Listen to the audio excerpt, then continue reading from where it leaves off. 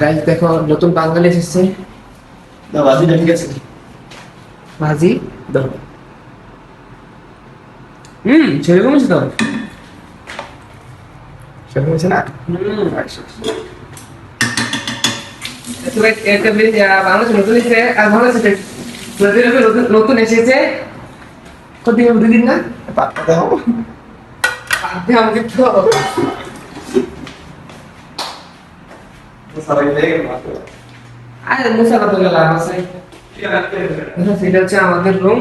এখানে থাকে নতুন ছেলেটা, এখান থেকে আপনার মোবাইল নেন, এখান থেকে আমি গাইস দেখো এখন চলে যাবো খাবার খেতে। খাবার খাবো এখন আমরা, খাবার দাবার খেয়ে ঘুমিয়ে যাবো। এই তো প্রতিদিনের মতন কাজ। বাদ বললাম না?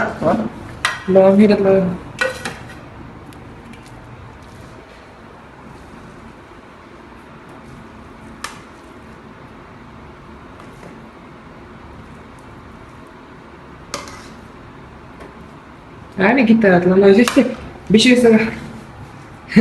বেড়া হয়েছিলাম। থাক এটা ভালো দেখানো।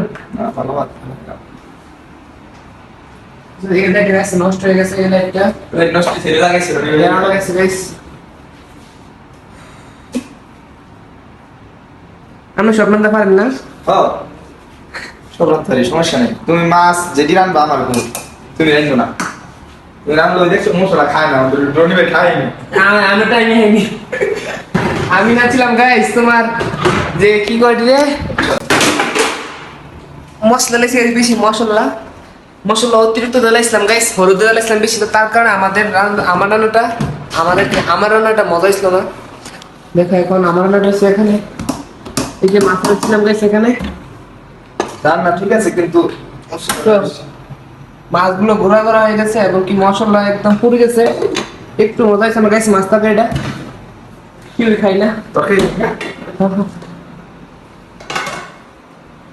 গাইস এ সৌদি আরবে এসেছে মাত্র 2 দিন হবে, এখন কাজে লাগে না, কাজে লেগে যাবে কিছুদিনের ভিতরেই।